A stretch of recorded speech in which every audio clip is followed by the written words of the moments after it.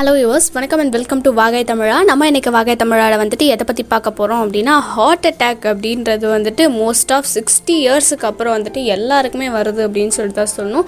So அந்த மாதிரியெல்லாம் வந்துட்டு ஹார்ட் அட்டாக் அப்படின்ற ஒன்று வராமல் தடுக்கலாம். அது எப்படி, பெரிய பெரிய ஹாஸ்பிட்டல் போகணுமா, இந்த மாதிரி ஏதாவது பண்ணுமா அப்படின்லாம் கேட்டால் கிடையவே கிடையாது. தென் நம்ம சித்தர்கள் சொன்ன மாதிரி நம்ம பாரம்பரியமான மூலிகைகள் வச்சே வந்துட்டு அந்த ஹார்ட் அட்டாக் அப்படின்றத வராமல் தடுக்கலாம். ஸோ அதுக்கு என்னெல்லாம் பண்ணலாம் அப்படின்றத பற்றி தான் நம்ம இந்த வீடியோவில் ஃபுல்லாக பார்க்க போகிறோம். ஓகே ஃப்ரெண்ட்ஸ், இந்த வீடியோ உங்களுக்கு ரொம்பவே பயனுள்ளதாக இருக்கும்ட்டு நான் நம்புகிறேன். அது மட்டும் இல்லாமல் நம்ம வாகை தமிழா சேனலில் இந்த மாதிரி பாரம்பரியமான உணவு பழக்க வழக்கங்கள், இயற்கை தொடர்பான மருத்துவ குறிப்புகள் இது எல்லாத்தையுமே வந்துட்டு பதிவேற்றம் செஞ்சுட்டு வரோம். நம்ம சேனலுக்கு இதை ஃபர்ஸ்ட் டைம் வரீங்க அப்படின்னா சேனலில் மறக்காமல் சப்ஸ்கிரைப் பண்ணுங்கள். சப்ஸ்கிரைப் பண்ண மட்டும் பார்த்தாது கூட இருக்க பெல் ஐக்கானை கிளிக் பண்ணிங்க அப்படின்னா தான் நான் இந்த மாதிரி அப்டேட் பண்ணுற வீடியோஸ் உங்களுக்கு நோட்டிஃபிகேஷனாக வரும். எனிவேஸ், வாங்க வீடியோக்குள்ளே போகலாம். ஆக்சுவலாக வந்துட்டு ஹார்ட் அட்டாக், ஹார்ட் வந்துட்டு நல்லா பம்ப் ஆகணும் அப்படின்னா வந்துட்டு ஹார்ட்டுக்கு தேவையான கசப்பு போனாலே போதும்ட்டு சொல்கிறாங்க. ஸோ டெய்லியும் வந்துட்டு நம்ம உணவில் ஏதோ ஒரு வகையான கசப்புகளை வந்துட்டு சேர்த்துக்கிட்டே வந்தோம் அப்படின்னா ஹார்ட் அட்டாக் அப்படின்ற ஒன்று வராமல் தடுக்கலாம். அது மட்டும் இல்லாமல் கொழுப்பு சத்து வாய்ந்த உணவு வகைகள், கொழுப்பு வகைகள்லாம் வந்துட்டு நம்ம அளவாக எடுத்துக்கணும். தென் அதிகமாக எடுத்துக்கக்கூடாது. அளவாக எடுத்துக்கணும்ட்டு கூட சொல்ல வேண்டாம், நம்ம வந்துட்டு ரொம்ப கம்மியான அளவு எடுத்துக்கணும் அப்படின்னு தான் சொல்லணும். ஸோ ரொம்ப கம்மியாக எடுத்துக்கோங்க, முடிஞ்சால் வந்து எடுத்துக்காமையே இருங்க.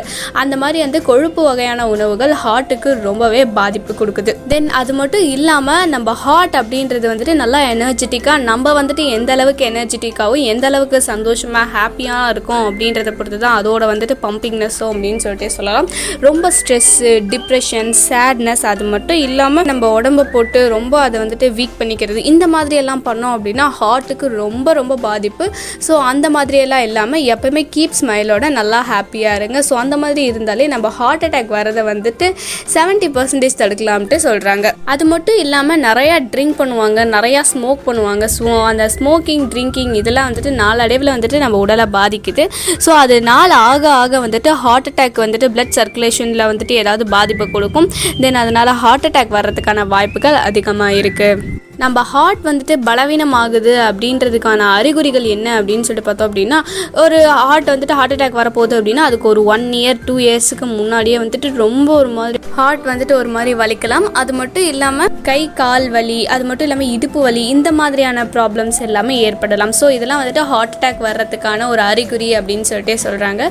ஸோ அந்த மாதிரியான அறிகுறிகள்லாம் வந்துருச்சு அப்படின்னா நீங்கள் பண்ண வேண்டியது என்ன அப்படின்னா, சுத்தமான ஆமணக்கு எண்ணெய் இருக்கு இல்லைங்களா, அதாவது விளக்கெண்ணெய். ஸோ அதெல்லாம் வந்துட்டு எந்தெந்த இடத்துல எல்லாம் நம்மளுக்கு வலி தருது அப்படின்னு சொல்லிட்டு நம்ம ஃபீல் பண்ணுறோமோ அந்தந்த இடத்துல எல்லாம் வந்துட்டு நல்லா அப்ளை பண்ணிக்கோங்க.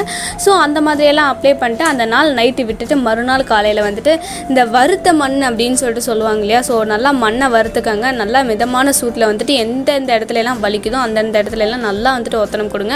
அந்த மாதிரியெல்லாம் ஒத்தனம் கொடுத்துட்டு தென் இந்த மாதிரி 3 நாள் ட்ரை பண்ணிட்டு 3ஆவது நாள் வந்துட்டு நீங்கள் சீயக்காய் தேய்ச்சி தலைக்கு குளிச்சிங்க அப்படின்னா கம்பல்சரி வந்துட்டு அந்த வலிகள்லாம் இல்லாமல் இருக்கும் அப்படின்னு சொல்லிட்டு சித்த மருத்துவர்கள் சொல்கிறாங்க. கண்டிப்பாக வந்துட்டு இதை ட்ரை பண்ணி பாருங்கள். அது மட்டும் இல்லாமல் டெய்லியும் வந்துட்டு ஒரு 2-3 துளசி, வேப்ப இலை, கொழுந்து இலையாக வந்துட்டு நீங்கள் 2-3 இலையை வந்துட்டு பிச்சு தென் டெய்லி மார்னிங் வந்துட்டு நீங்கள் வெறும் வயிற்றில் சாப்பிட்டீங்க அப்படின்னாலும் உங்கள் உடலுக்கு வந்துட்டு ரொம்ப நல்லது இருக்கும். ஸோ ஹார்ட் அட்டாக் வராமல் அதுவும் வந்துட்டு தடுக்குது அப்படின்னு சொல்லிட்டு சொல்லலாம். ஸோ இந்த மாதிரியான வழிமுறைகளெல்லாம் வந்துட்டு நீங்கள் பின்பற்றினீங்க அப்படின்னாலே ஹார்ட் அட்டாக் வராமல் 99% வந்துட்டு தடுக்கலாம் அப்படின்னு சொல்லிட்டு சித்த மருத்துவர்கள் சொல்கிறாங்க. ஓகே ஃப்ரெண்ட்ஸ், இந்த வீடியோ வந்துட்டு உங்களுக்கு பிடிச்சிருந்துச்சு அப்படின்னா மறக்காமல் லைக் பண்ணுங்கள், ஷேர் பண்ணுங்கள். இதை பற்றி நீங்கள் என்ன சொல்ல விரும்புறீங்க அப்படின்றத கமெண்ட்ஸ் பண்ணிடுங்க. ஓகே ஃப்ரெண்ட்ஸ், நம்ம சேனலுக்கு இதை ஃபர்ஸ்ட் டைமாக வரீங்க அப்படின்னா சேனலை சப்ஸ்கிரைப் பண்ணுங்கள். நம்ம வாகை தமிழா சேனலில் இந்த மாதிரி பாரம்பரியமான உணவு பழக்க வழக்கங்கள், இயற்கை தொடர்பான மருத்துவ குறிப்புகள் இது எல்லாத்தையுமே பதிவேற்றம் செஞ்சுட்டு வரோம். தேங்க்யூ.